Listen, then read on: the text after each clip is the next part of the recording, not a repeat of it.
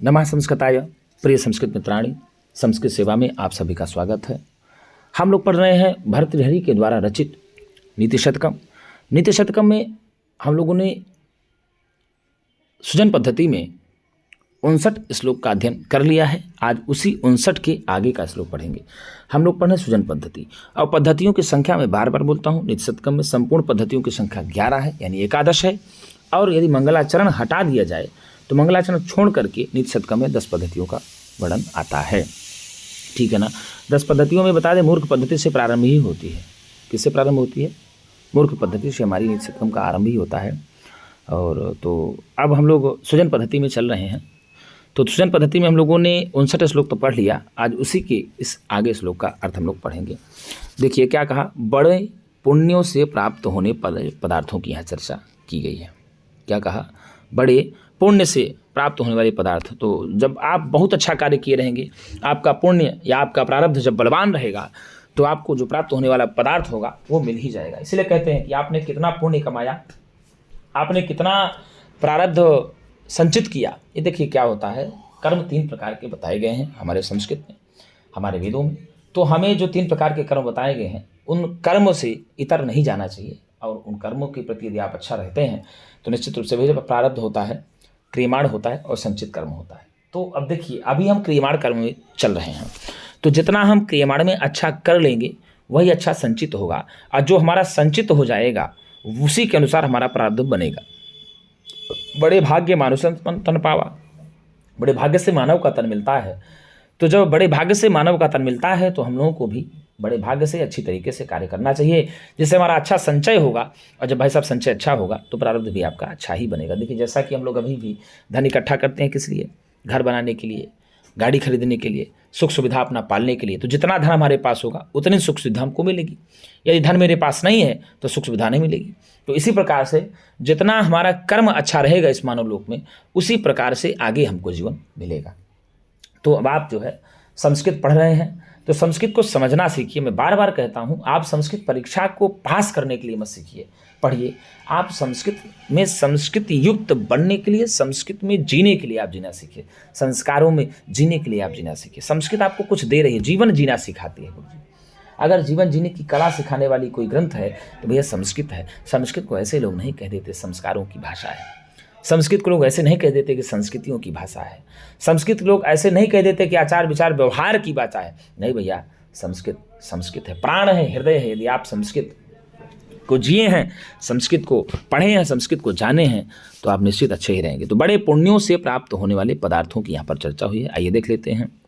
यह प्रीणयेत् सुचरितैः पितरं सपुत्रो, यह प्रीणयेत् सुचरितैः पितरं सपुत्रो, यद्भर्तुरेव हितमिच्छति तत्कलत्रम्, यद्भर्तुरेव हितमिच्छति तत्कलत्रम्, तन्मित्रमापदि सुखं च समक्रियं यत्, तन्मित्रमापदि सुखं च समक्रियं यत्, एतत्त्रयं जगति पुण्यकृतो लभन्ते, एतत्त्रयं जगति पुण्यकृतो लभन्ते।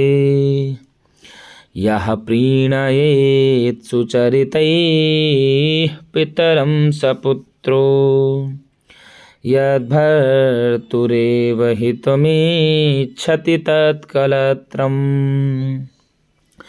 तन्मित्रमापदि सुखे च समक्रियं यत्, एतत्त्रयं जगति पुण्यकृतो लभन्ते। यत् एतत्, ये सारी बातें जगत में पुण्य कृतो लभन्ते, बड़े पुण्य से प्राप्त होते हैं। अर्थात पुण्य कृतः, पुण्यवान लोग ही। कैसे लोग? पुण्यवान लोग ही इस संसार में तीनों बातों या पदार्थों को पाते हैं। जो पुण्यवान व्यक्ति होते हैं, ये जो 3 बातें ऊपर कही गई हैं, ये 3 बातों पुण्य करने वाले लोग ही जगत में प्राप्त करते हैं। यदि कोई सब चाह ले कि हम प्राप्त कर लें तो नहीं है। बहुत भाग्यशाली होंगे, बहुत सौभाग्यशाली होंगे और बहुत भाग्य के तेज होंगे, बहुत ही बड़े ज्ञानी महापुरुष होंगे, तो ये 3 बातें ही उनको प्राप्त होती हैं। पुण्यकृता, पुण्यवान लोगों को जगत, इस जगत में एतत्त्रयम, ये 3 पुण्य जरूर प्राप्त होते हैं, 3 बातें या 3 पदार्थ जरूर प्राप्त होते हैं। कौन कौन सी बातें हैं देख लो।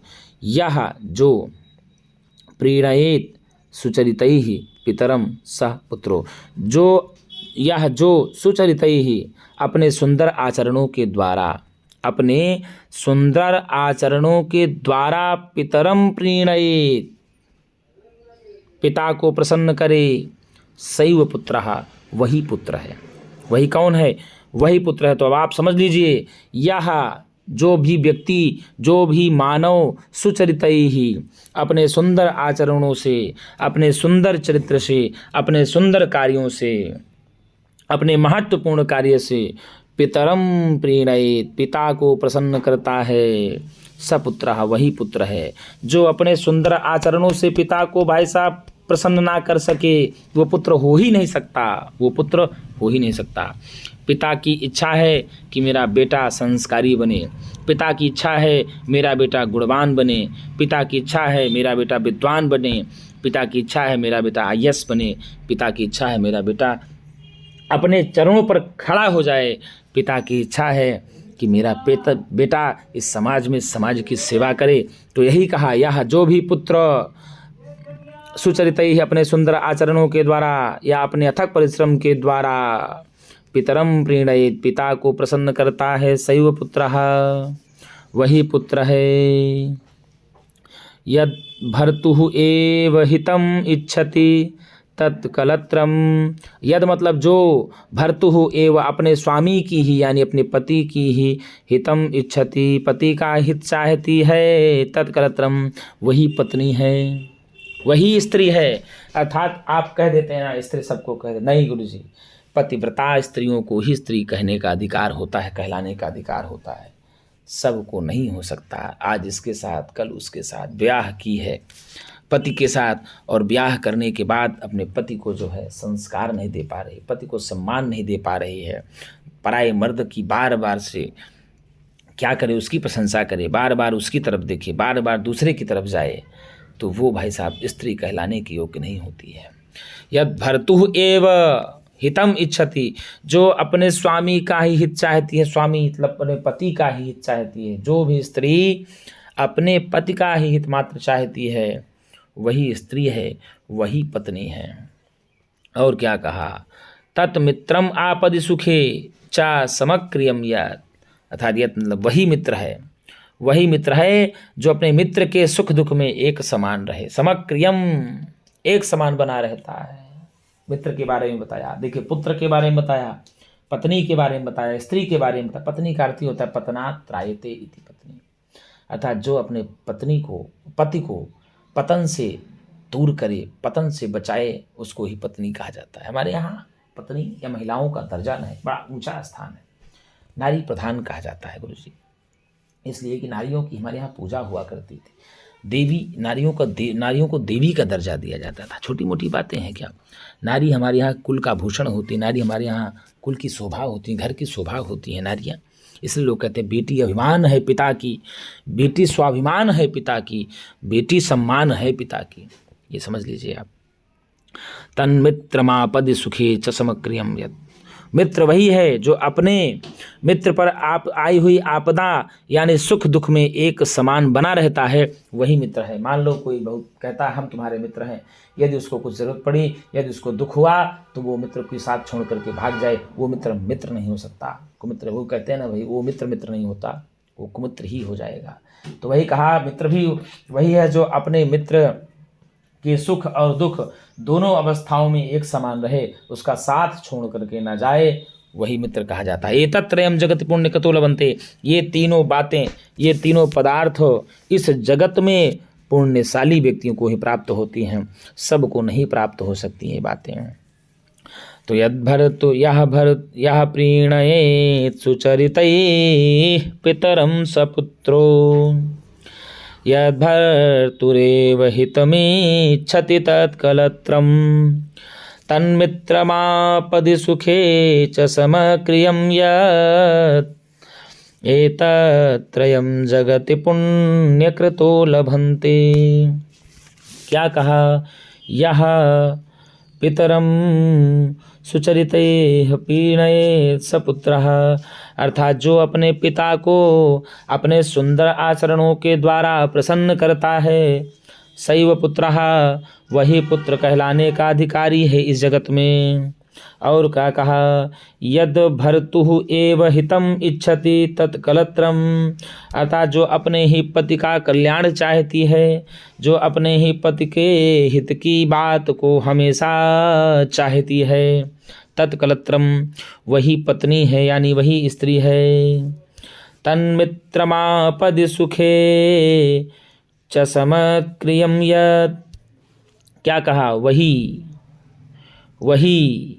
मित्र है, वही मित्र है जो अपने मित्र की आपत्ति में सुखेचा और सुख में समक्रियम एक समान रहे। यही कहा, वही मित्र है। क्या कहा? तत् मित्रम, वही मित्र है, यत जो, वही मित्र है जो अपने मित्र के आपत्ति में सुखेचा और सुख में समक्रियम एक समान रहे, वही मित्र कहलाने का अधिकारी है। यदि कोई मित्र अपने मित्र के सुखी जीवन में उसका खूब साथ दे रहा है, और यदि उस मित्र के पास दुख का पहाड़ आ गया और उतने समय वो मित्र दूसरा जो है उसका साथ छोड़ करके चला जाए, तो समझ लीजिए मित्र हो ही नहीं सकता। एतत्त्रयं जगति पुण्यकृतो लभन्ते, ये तीनों पदार्थ संसार में बहुत ही पुण्यवान व्यक्ति को प्राप्त होती है। इसमें तो भैया मैं कह सकता हूँ कि मैं मित्रों से जीतता हूँ। अपने मेरे जितने भी मित्र रहे या जितने भी मेरे मित्र हैं वर्तमान समय में, वही कहता हूँ भाई साहब, एक ही मित्र काफ़ी है, 1000 हिजड़ों की क्या आवश्यकता है। एक ही मित्र काफ़ी है, 1000 हिजड़ों की क्या आवश्यकता है। यदि एक ने आपका साथ दे दिया ना गुरुजी, तो जगत में कितने भी नुमाइंदे हों, उनको हराने की क्या आवश्यकता है। इनको अकेला मित्र ही हरा देगा, आपको हराने की कोई आवश्यकता ही नहीं पड़ेगा। तो ये कहा, यह प्रीणयेत् सुचरितैः पितरं सपुत्रो यद्भर्तुरेव हितमेच्छति तत्कलत्रं तन्मित्रमापदि सुखे च समक्रियं यत् एतत्त्रयं जगति पुण्यकृतो लभन्ते, अर्थात जो अपने सुंदर आचरणों के द्वारा अपने पिता को प्रसन्न कर दे, वही पुत्र है। और जो अपने पति का ही हित मात्र चाहे, वही पत्नी है। और जो अपने मित्र के ऊपर आए हुए आपदाओं में और सुख संपदाओं में एक समान रहता है, वही मित्र है। और ये तीनों पदार्थ जगत में पुण्यवान व्यक्ति को ही प्राप्त होते हैं। पुण्यवान व्यक्ति के इतर ये तीनों पदार्थ इस जगत में किसी को प्राप्त होने वाले नहीं होते हैं। तो इस प्रकार से यहाँ कहा गया, ठीक है ना। सुचरित ही सुंदर आचरणों के द्वारा, शोभनानि चरितानि, क्या कहा? शोभनानि चरितानि, शोभनानि चरितानि, शोभनानि चरितानि, ठीक है ना। सुचरितानि और प्रादि समास बन जाएगा, प्रादि समास में। और तई ही तृतीया करणी तृतीया हो गया, तो सुचरित ही बन गया। प्रीणयेत, यदि आप करेंगे प्रीणयेत नो, प्री तर्पणे से, किससे भैया? प्री तर्पण अर्थ में होता है। प्री तर्पणे से, यहाँ विधिंग लकार है, प्रथम पुरुष एक वचन, प्रीणयेत प्रीणयेताम प्रीणीय स्वरूप चलता है। और पुत्र वही है। पुन्नाम नरकात् त्रायते यह स पुत्रः, क्या कहा? पुन्नाम, पुन्नाम नरकात् त्रायते, पुन्नाम नरकात् त्रायते यह सह पुत्रः न तु जात मात्रः पुत्रः, पुत्र से त्रयिका होकर के ही पुत्र बन जाता है, ठीक है ना। अब यहाँ दिया आगे कलत्रम, कलत्रम मतलब पत्नी होती है। क्या होती है? कलत्रम मतलब पत्नी होती है। और यह कलत्रम शब्द जो है नित्य नपुंसक लिंग में है। यदि पूछ लेगा कलत्रम शब्द किस लिंग में है, तो नित्य नपुंसक लिंग में है। किस में है गुरुजी? नित्य नपुंसक लिंग में कलत्रम शब्द आता है, ठीक है ना। समक्रियम एक समान काम करने वाला, एक समान काम करने वाला को ही समक्रियम कहते हैं। जैसे आप कह देंगे कि समा क्रिया यस्य तत् समक्रियम। क्या कहा? समा क्रिया यस्य तत्, तो बन जाएगा समक्रियम बहुब्रीहि समास। कौन सा समास बन जाएगा? समा क्रिया यस्य तम समक्रियम बन के बहुब्रीहि समास बन जाएगा। और त्रयम तीनों, त्री से तयप लग करके, त्री से तयप लग जाएगा, त्री से तयप लग करके ही त्रयम बन जाता है। संख्या या अवयव तयप इतनेन ततः द्वित्राभ्याम तयस्याज्वा इतनेन तयपः, तो अयजादेशः त्रयम व त्रित्रयम बन जाता है। पुण्यकतः पुण्यात्मा कहा जाता है, पुण्यम कुर्वन्ति इति पुण्य कथा बन जाएगा। तो पुण्य क्रिय क्विप होकर के, पुण्य क्रिय क्विप होकर के सुकर्म पाप मंत्र पुण्य सुक्रिया, इस सूत्र से ही ह्रस्वस्य पीति कृति तुक, इस सूत्र से तुक आगम होकर के पुण्य कथा बन जाता है। लभते लभते लभंते हो जाता है। ठीक, आत्मनेपदी रूप लभ धातु है। यह प्रीणयेत् सुचरितैः पितरं सपुत्रो यद्भर्तुरेव हितमेच्छति तत्कलत्रम्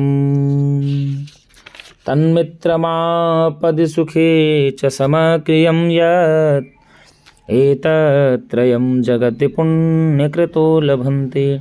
अर्थात क्या कहा? जो सुंदर आचरणों के द्वारा अपने पिता को संतुष्ट करता है, प्रसन्न करता है, वही पुत्र कहने का हकदार है।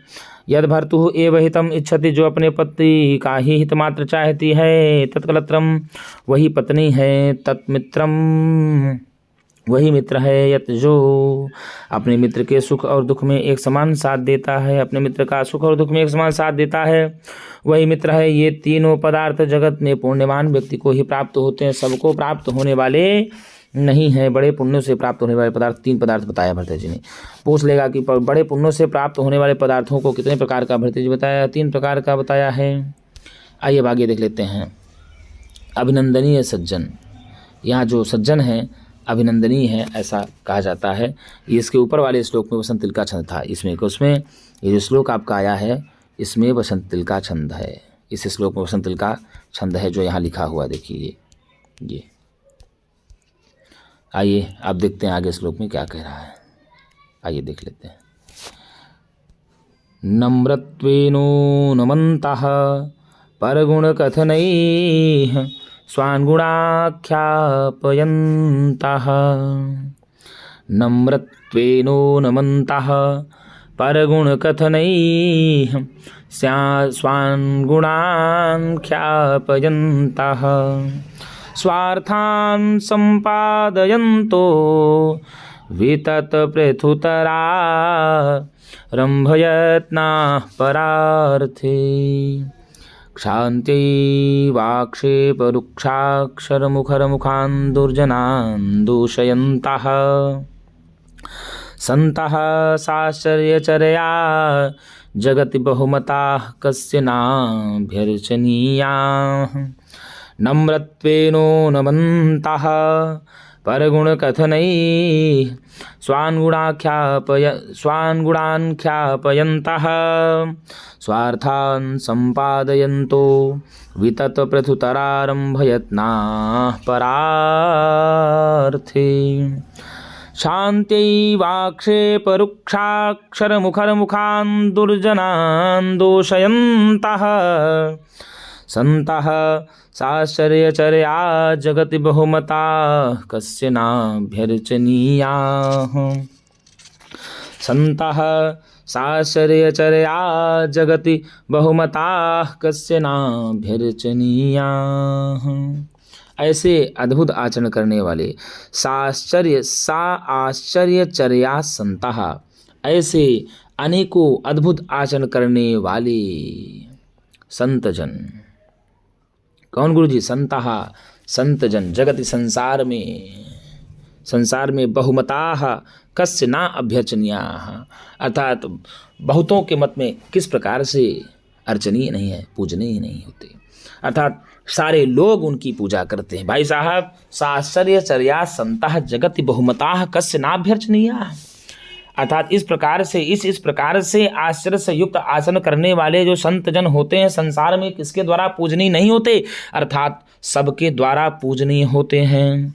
क्या कहा, नम्रत्वेनो नमन्तः परगुणकथनैः स्वान् गुणान् ख्यापयन्तः स्वार्थान् सम्पादयन्तो विततु प्रथुतरारम्भयत्नाः परार्थे क्षान्त्यैवाक्षेपरुक्षाक्षरमुखान् दुर्जनान् दोषयन्तः सन्तः साश्चर्यचर्या जगति बहुमताः कस्य नाभ्यर्चनीया।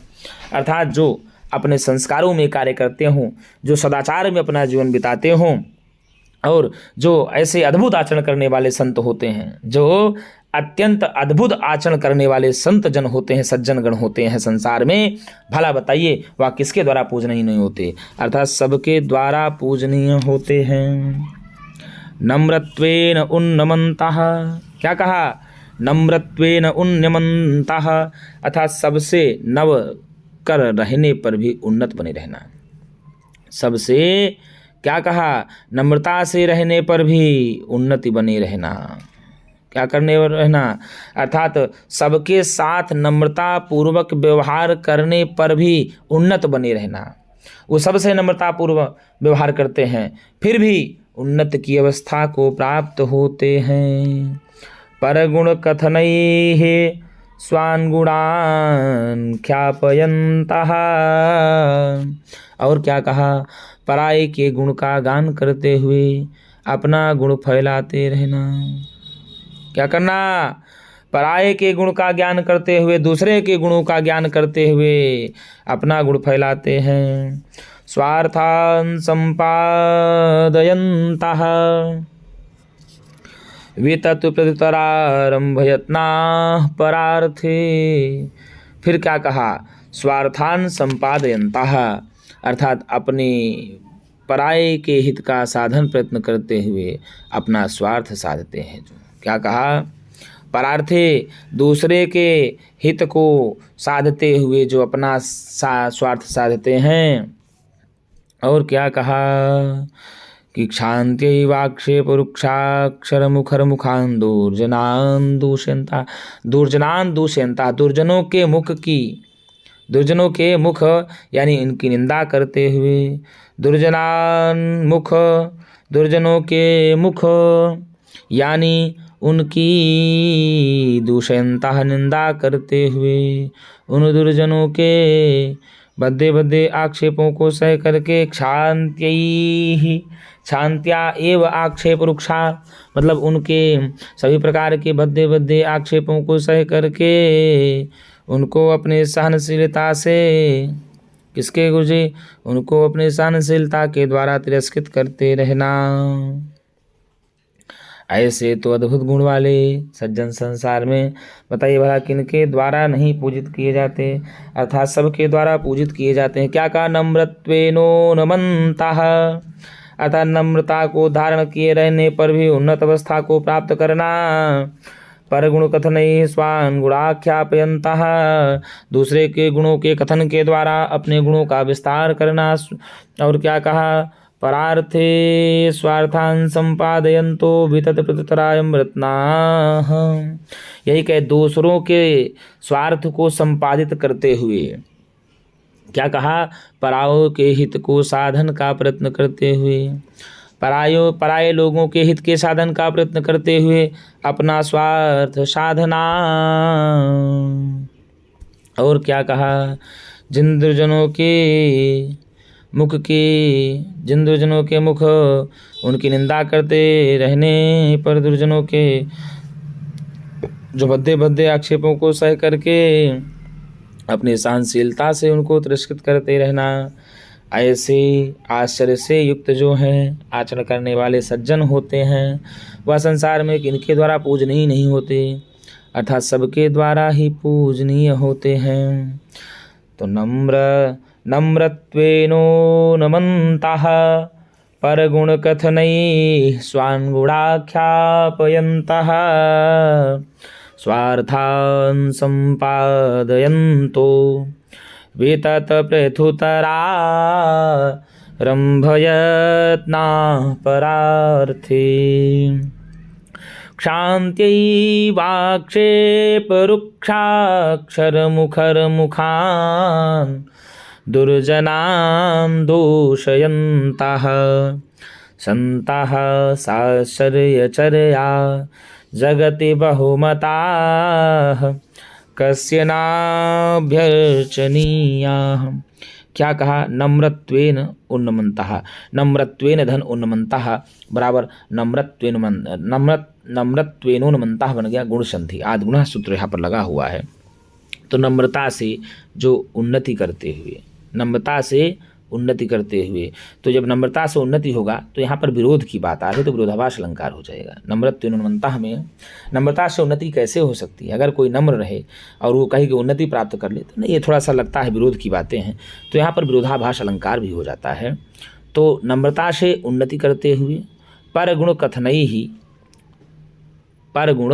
कथनई ही स्वान गुणान ख्यापयन्तः, अर्थात परगुण दूसरों के गुणों को कहने से, दूसरों के गुणों को कहने से अपने गुणों की कीर्ति को फैलाना, अपनी कीर्ति को फैलाना। ठीक है। परार्थे दूसरों के लिए, परर्थे दूसरों के लिए, वितत पृथुतरारम्भयत्नाः विस्तृत एवं महान कार्य के लिए प्रयत्नशील हो करके ही अपने स्वार्थ को साधना, अर्थात दूसरों के विस्तृत एवं महान कार्य के लिए प्रयत्नशील हो करके ही अपने स्वार्थ को भी साधते हुए, स्वार्थ को क्या करते हुए? साधते हुए।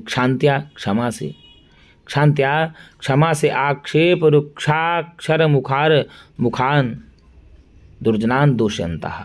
क्षांत्या क्षमा से निंदा के रूखे अक्षरों से वाचाल मुख वाले, क्या करके?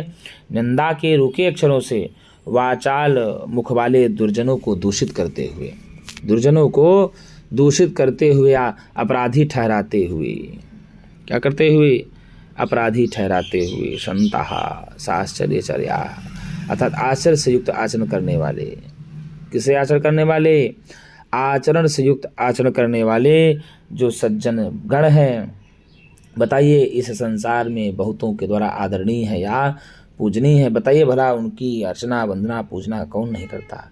अर्थात सभी कर लेते हैं। नम्रत्वेनोन्नमन्तः परगुण कथनैः स्वान् गुणाख्यापयन्तः स्वार्थान् सम्पादयन्तो वितत पृथुतरारम्भयत्नाः परार्थे क्षान्त्यै वाक्षेपरुक्षाक्षरमुखान् दुर्जनान् दूषयन्तः सन्तः साश्चर्यचर्या जगति बहुमताः कस्य नाभ्यर्चनीयाः। यही कहे नम्रता पूर्वक व्यवहार करते हुए उन्नति की अवस्था में बने रहते हैं और परगुण कथने स्वान गुणान ख्यापयन्तः, पराये लोगों के गुणों का गुणगान करते हुए अपने गुण को फैलाना।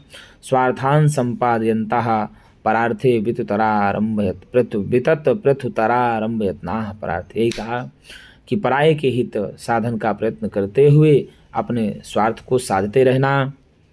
क्षांते वाक्षेप रुक्षाक्षर मुखान दुर्जनान दुष्यंताः, अर्थात सीधे सीधे कहा जिन दुर्जनों के मुख उनकी निंदा करते रहते उन दुर्जनों के भद्दे भद्दे आक्षेपों को सहकर उनको अपनी सहनशीलता से तिरस्कृत करना। मतलब बताओ, जो दुर्जन सज्जनों की बार बार निंदा करते हैं और उन दुर्जन के मुखों से अपनी बार बार निंदा को सहते हुए बड़े बड़े आक्षेपों को सह करके ही अपनी सहनशीलता से उनको तिरस्कृत कर देना। ऐसे आश्चर्य से युक्त आचरण वाले, ऐसे अद्भुत आश्चर्य से युक्त आचरण वाले जो संत जन हैं, उन संत जनों की बताइए संसार में कौन पूजा नहीं करता? उन सज्जनों की, उन महापुरुषों की संसार में कौन अर्चना नहीं करता, कौन वंदना नहीं करता था? सभी कर लेते हैं। तो यहाँ नम्रत्वेन धन उन्नमंता हो जाएगा, नम्रत्वेन उन्नमंता बन गया गुण संधि। क्या कहा? नम्रत्वेन धन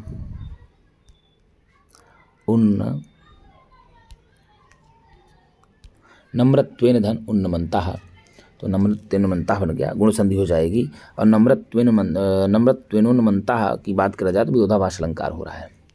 कौन सा अलंकार हो रहा है? विरोधाभास अलंकार हो रहा है। पर गुण कथनई स्वान गुणाख्याप्यंता, गुण कथनई दूसरे को, परेशान गुणा, पर गुणा, क्या कहा? परेशान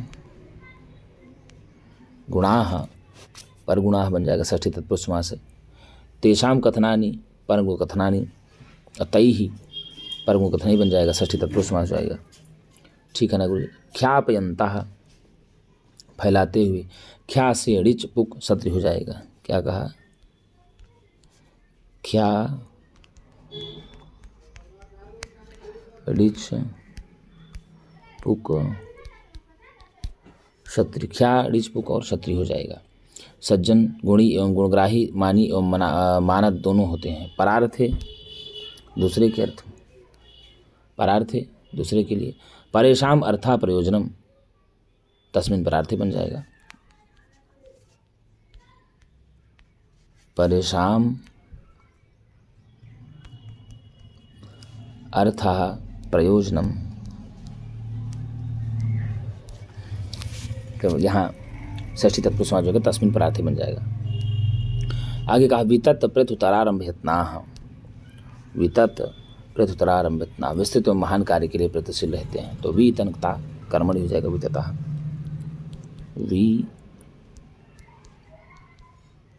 वितनकता तो बन जाएगा विततः कर्मणि में। अप्रथुधन तरफ, प्रत्युतरफ, प्रत्युतरा हो गया, प्रथु तरफ, प्रत्युधन तरफ, प्रत्युतरा बन जाएगा। आरभ घई बावे, उपसर्गात खल घयों इस सूत्र से मुमागम हो जाएगा। आरंभा में तो आरंभा में यत्ना, यत्ना बन जाएगा। वितता चा प्रत्युतरा चा इति, वितत प्रत्युतरा बन जाएगा। क्या कहा? वितता चा प्रत्युतरा चा, क्या कहा? वितता चा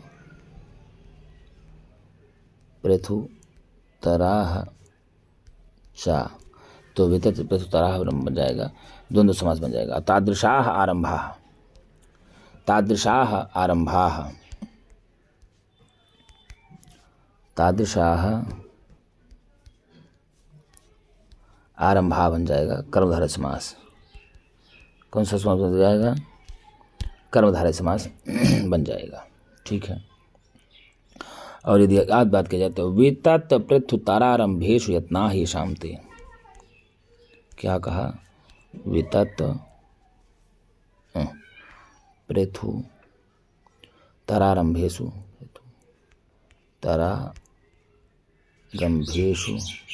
वितत प्रत्युतरारंभेषु यत्नाः येषां ते बन गया, तो बहुब्रीहि समास हो जाएगा वितत प्रत्युतराः में। ठीक है ना? क्षांत्या क्षमा से, क्षांत्या धन एवं क्षांत्य बन गया, तो यहाँ प्रति संधि हो जाएगी। क्षम से 3 होकर के, क्या है? क्षम से 3 बन कर के ही बन जाता है शांति ही, अतया तृतीयाकरण में क्षांत्या बन जाता है। आक्षेप रूक्षाक्षर मुखान, क्या कहा? आक्षेप रूक्षाक्षर मुखर मुखान की बात किया जाए तो यहाँ पर निंदा के रूखे अक्षरों से वाचाल मुख वाले, ऐसा कहा जाता है। आक्षेप घऊ आक्षेपा बन जाता है। आक्षेप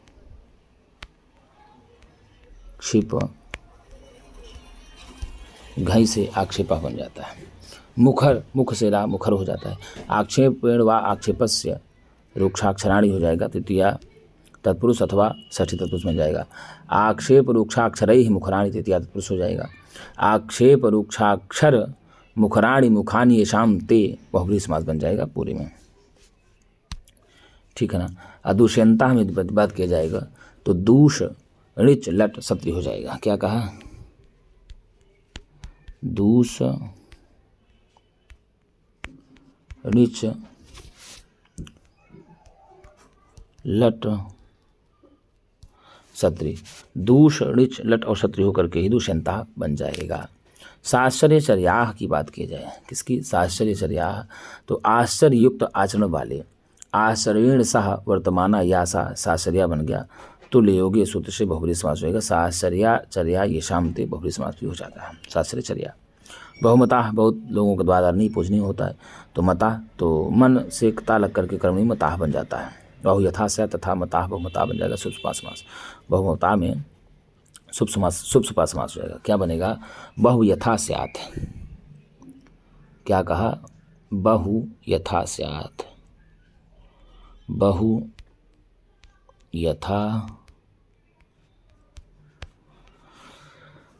यथा स्यात् तथा मताः।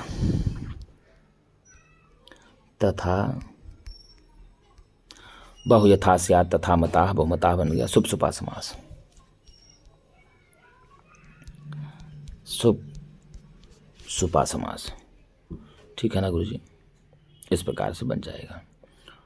तो अभ्यर्चनीयाः अभि अर्च अनियर हो जाएगा। अभि अर्च अनियर हो जाएगा, अभ्यर्चनीय बन जाएगा, ठीक है ना? इस श्लोक का जो तीसरा चरण है, कौन सा? ये तीसरा चरण जो है ना गुरुजी, इस श्लोक के तीसरे चरण में जो है कठोर अक्षरों के प्रयोग से यहाँ पर शुद्ध कटित्व दोष भी आ गया है। इसमें काक वक्रोक्त अलंकार और श्रद्धा छंद है। यदि आपसे पूछ ले कि कौन सा छंद है इसमें, तो श्रद्धा छंद है। और वक्रोक्ति अलंकार में भी बातें आप काक वक्रोक्ति अलंकार है। बड़ा ही पढ़ने में आपको कठोर लगता होगा देखिए, लेकिन मजा आ जाता है पढ़ने में। देखिए, नम्रत्वेनोन्मन्तः परगुणकथनैः स्वान् गुणाख्यापयन्तः स्वार्थान् सम्पादयन्तो विततपृथुतारारम्भयत्नाः परार्थे क्षान्त्यै वाक्षेपरुक्षाक्षरमुखरमुखान् दुर्जनान् दूषयन्तः सन्तः साश्चर्यचर्या जगति बहुमताः कस्य नाभ्यर्चनीयाः। जो सबसे नम्र रहते हुए भी, क्या कहा? जो सबसे नम्रतापूर्वक रहते हुए भी उन्नत बने रहते हैं। पर गुण कथनई स्वान गुणाख्यापयंता, दूसरों के गुणों का गुणगान करते हुए अपने गुण को फैलाते रहना। और क्या कहा? परार्थे, दूसरों के, क्या है? दूसरे के हित का साधन, क्या करते हुए? दूसरे के हित के साधन को प्रयत्न करते हुए अपना स्वार्थ साधते हैं। जो दूसरे के हित को साधते हुए अपना स्वार्थ साधते हैं। क्षांत्यै वाक्षेप रुक्षाक्षर मुखर मुखान दुर्जन दुष्यंता का मतलब ये हुआ, जिन दुर्जनों के मुख उनकी निंदा करते रहते हैं। जिन दुर्जनों के मुख उनकी निंदा करते रहते हैं, उन दुर्जनों के भद्दे भद्दे आक्षेप अक्षर मुखर, उन दुर्जनों के बड़े बड़े भद्दे भद्दे आक्षेपों को सह करके उनको अपनी सहनशीलता से तिरस्कृत करते रहना। ऐसे अद्भुत आचरण वाले जो संत जन होते हैं, बताओ भला वो किसके लिए पूजनीय नहीं होते, अर्थात सबके लिए पूजनीय होते हैं। तो मित्रों, यहाँ इस बात पर कहा, यहाँ बड़े पुण्य से प्राप्त होने वाले पदार्थों के बारे में बताया कि यह प्रीणये सुचरितैः पितरं सपुत्रो यद्भरतुरेव हितमेच्छति तत्कलत्रं तन्मित्रमापदि सुखे च समक्रियं यत् एतत्रयं जगति पुण्यकृतो लभन्ते। अर्थात जो अपने प्रिय कर्मों के द्वारा या जो अपने सुंदर आचरणों के द्वारा अपने पिता को संतुष्ट करता है, प्रणय संतुष्ट करता है, प्रसन्न करता है, वही पुत्र है। और जो अपने पति मात्र का हित चाहती है, वही कलत्रम यानी स्त्री है, वही पत्नी है। और तन मित्र मापद सुखे च समक्रियम, वही मित्र है जो अपने मित्र के सुख और दुख में एक समान, जो अपने मित्र के ऊपर आई हुई विपत्तियों में सुख दुख में एक समान उसका साथ देता है, वही मित्र है। तत्र एवं जगत पुण्य को तो बनते। ये तीनों बातें या तीनों पदार्थ बड़े ही पुण्यशाली व्यक्ति को प्राप्त होते हैं जगत में। तो यहाँ पर वसंत तिल का छंद है। कौन सा छंद है? वसंत तिल का छंद है। आगे दिया ये जो श्लोक दिया हुआ है, ये श्रद्धा छंद में। म्राब्नैर्यानाम त्रयेण त्रिमुनियतियुता स्रग्धरा कीर्तितेयं नम्रत्वेनोन्नमन्तः परगुणकथनैः स्वान् गुणान् ख्यापयन्तः स्वार्थान् सम्पादयन्तो वेतत् पृथुतरा रम्भयत्नाः परार्थे क्षान्त्यैवाक्षेपरुक्षाक्षरमुखरमुखान् दुर्जनान् दूषयन्तः सन्तः साश्चर्यचर्या जगति बहुमता कस्य नाभ्यर्चनीयाः। जो नम्र बन करके भी अपने को उन्नत बनाए रहते हैं, दूसरे के गुण का गुणगान करते हुए अपने गुण को फैलाते रहते हैं, दूसरों के स्वार्थ को साधते हुए, दूसरे के कार्य को पूरा करते हुए अपने भी स्वार्थ को साध लेते हैं, और जो दुर्जनों के मुख की निंदा करते रहते हुए भी उन दुर्जनों के भद्दे भद्दे बातों को, आक्षेपों को सह करके भी अपने सहनशीलता से उनको तिरस्कृत करते रहते हैं, ऐसे अद्भुत आचरण करने वाले जो संत जन होते हैं, बताइए उन संत जनों की संसार में कौन पूजा नहीं करते, कौन रचनाएं नहीं करते। अर्थात सारे प्राणी इस जगत में उन संत जनों की पूजा अर्चना भी करते हैं। तो मित्रों, ये रहा आपका आज सृजन पद्धति पूरी तरह से समाप्त हो गया। अब हम लोग कल से एक नई वीडियो के साथ आएंगे, नई कक्षा के साथ आएंगे। इसमें पीजीटी का जो है प्रैक्टिस सेट लेकर के आएंगे, और पीजीटी के प्रैक्टिस सेट को हम लोग हल करेंगे, और टीजीटी भी हम लोग ऐसे ही पढ़ते चलेंगे जिस तरह से पढ़ रहे हैं। धीरे धीरे धीरे धीरे धीरे धीरे करिए काम, ना बल घटे न हो या काम। कोई कार्य धीरे धीरे किया जाता है, मंदम मंदम शनैः शनैः, तो वह कार्य अच्छी तरह से पूर्ण होता है। तो मित्रों, आपको हम प्रैक्टिस सेट लेकर के आएंगे कल की वीडियो से। हमने सोच रखा था कि इसको पूरा ही कर दिया जाए, क्यों इसको सुना जाए। तो सृजन पद्धति हम लोगों की समाप्त हो गई है। अब हम लोग आगे भी पढ़ेंगे, इसी तरह से सप्तम को पढ़ते चले जाएंगे। और अब हम लोग पीजीटी की प्रश्नोत्तरी हल करते हैं, क्योंकि अब आपके पास पीजीटी को तैयारी करने के लिए 20 से 25 दिन बचे हुए हैं, तो अच्छे से तैयारी पीजीटी की हो जाएगी, तो हम लोग थोड़ा सा पीजीटी में भी अच्छा कर सकते हैं मित्रों।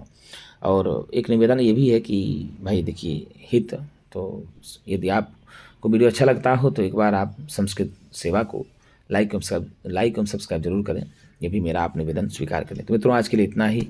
हम पुनः एक नई वीडियो के साथ मिलेंगे, तब तक के लिए नमः संस्कृताय, शुभ रात्रि।